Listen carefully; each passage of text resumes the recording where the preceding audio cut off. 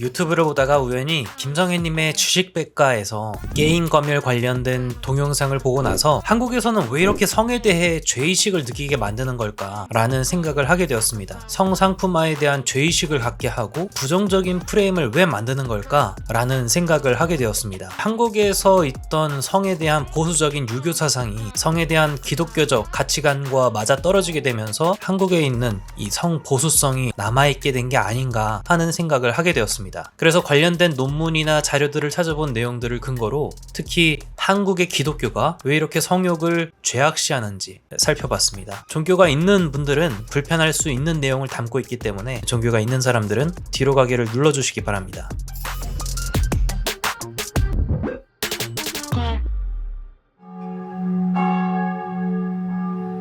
오랜 시간 동안 종교는 인간의 삶에서 중요한 역할을 해왔습니다. 종교는 사람들에게 어떻게 살아야 하는지, 무엇이 옳고 그른지에 대한 기준을 제시해왔습니다. 그 중에서도 성욕에 대한 규제는 특별한 주제로 다루어져 왔습니다. 성욕은 인간이 가진 자연스러운 감정이지만 많은 종교에서는 이를 죄로 여겨왔습니다. 이런 규제를 통해 종교는 사람들의 행동을 통제하고 사회 질서를 유지하려고 했습니다.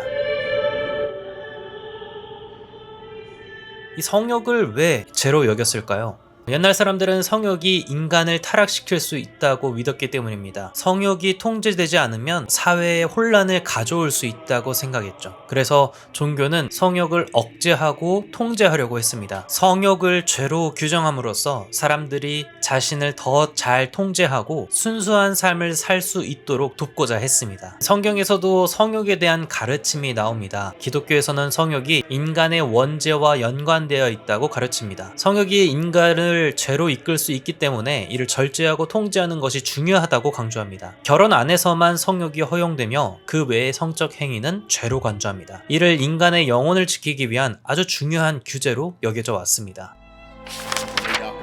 종교적 성욕 통제는 사람들에게 어떤 영향을 미쳤을까요? 종교 지도자들은 성욕을 죄로 규정함으로써 사람들의 행동을 더 쉽게 통제할 수 있었습니다. 사람들은 성욕을 억제하고 종교적 규칙을 따르면서 종교의 권위를 더욱 신뢰하게 되었습니다. 이렇게 해서 종교는 사회에서 큰 영향력을 가지게 되었습니다. 종교 지도자들은 성욕을 통제함으로써 권력을 강화할 수 있었습니다. 성욕을 죄로 규정하는 것은 단순한 도덕적 규범이 아니라 권력을 유지하는 중요한 방법이었습니다. 사람들은 성직자의 가르침을 따라야 했고 성욕을 억제해야만 했습니다. 이렇게 종교는 사람들의 생활을 깊이 통제할 수 있었고 종교 지도자들은 더 큰 권위를 가지게 되었습니다. 이 부분은 군주론과 맞닿아 있는 부분이 있습니다. 마키아벨리의 군주론에서는 군주는 공포를 이용해 통치하는 것이 때로는 더 효과적이라고 주장합니다. 통치하는 사람은 사랑을 받는 것보다 두려움을 받는 것이 더 안전하다고 말하면서 사람들이 두려움을 통해 쉽게 더 통제될 수 있다는 내용이 나옵니다. 종교에서 성욕을 죄악시하는 담론 역시 사람들을 통제하기 위한 방법이라고 볼 수 있습니다. 종교 지도자들은 공포를 이용하여 사람들의 행동을 규제하고 그들의 삶을 통제할 수 있는 힘을 가지게 됩니다. 이는 마키아벨리가 언급한 공포의 정치와 비슷하게 공포를 통해 권력을 유지하고 사회 질서를 확립하는 방법 중 하나로 이해될 수 있습니다. 따라서 군주가 공포를 통해 권력을 유지하는 것과 종교가 성욕을 제약시하여 사회를 통제하는 것은 권력 구조를 유지하고 강화하기 위한 전략으로 볼 수 있습니다.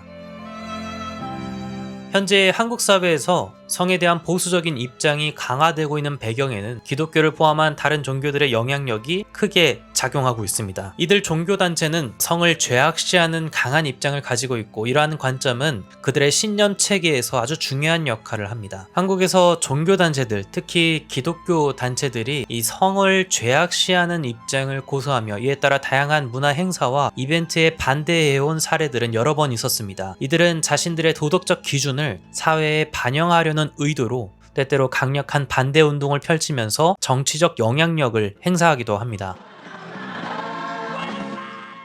먼저 1996년에 한국에서 열린 마이클 잭슨의 내한 공연은 당시 큰 논란을 불러일으켰습니다. 일부 기독교 단체들은 마이클 잭슨의 무대 퍼포먼스와 음악 스타일이 도덕적으로 부적절하다며 공연에 반대했습니다. 이들은 그의 공연이 젊은이들에게 악영향을 미칠 것이라고 주장하며 공연 반대 시위를 조직했습니다. 비록 공연은 예정대로 진행되었지만 이러한 반대운동은 종교단체들이 대중문화에 어떻게 반응하는지를 잘 보여주는 사례였습니다.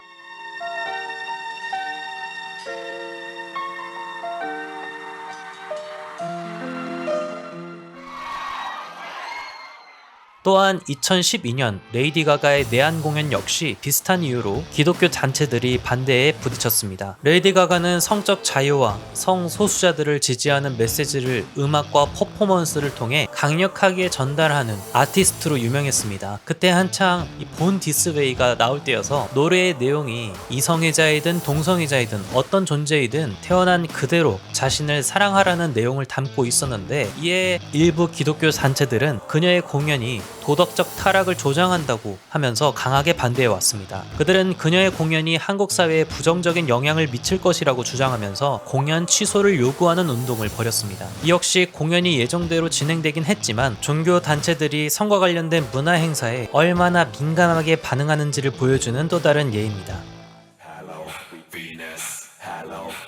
가장 최근에는 한국에서 열릴 예정이었던 19금 페스티벌에 대해 기독교 단체들이 반대 운동을 벌였습니다. 이 페스티벌은 성인만을 대상으로 하여 자유롭고 개방적인 분위기 속에서 성에 대한 다양한 주제를 다루는 이벤트로 계획되었지만 기독교 단체들은 이를 도덕적으로 용납할 수 없다며 강하게 반대했습니다. 이들은 페스티벌이 한국 사회의 도덕적 기준을 해친다고 주장하며 페스티벌 취소를 요구했습니다. 이러한 사례들은 종교 단체들이, 특히 기독교 단체들이 성을 죄악시하는 입장을 고수하고 있고 정치 및 사회적으로 강한 영향력을 행사해 왔음을 보여줍니다. 한국의 정치인들은 이러한 종교 단체들의 표심을 의식하여 성에 대한 보수적인 입장을 취하는 경우가 많습니다. 결과적으로 성에 대한 사회적 논의는 보수적인 방향으로 흐르게 되고, 이는 성적 자유와 관련된 문화 행사 및 이벤트가 종종 논란의 중심에 서게 되는 원인이 됩니다. 특정 선거에서는 이러한 종교적 단체들의 지지가 당락을 좌우할 수 있을 정도로 중요한 요소로 작용하기 때문에 정치인들은 종종 종교 단체들의 입장을 반영한 정책을 추진하거나 성 관련 이슈에서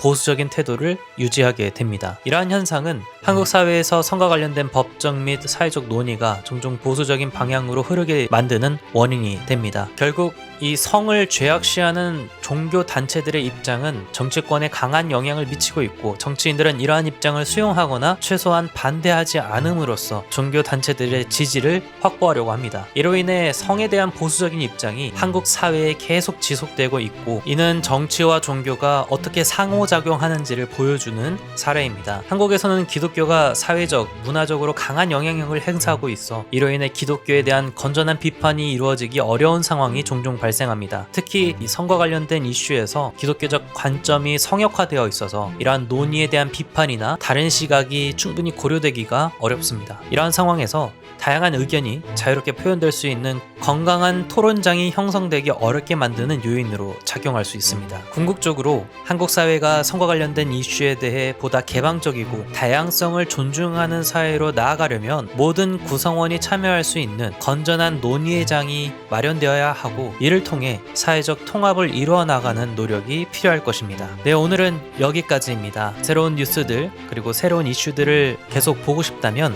구독과 좋아요 부탁드립니다. 감사합니다.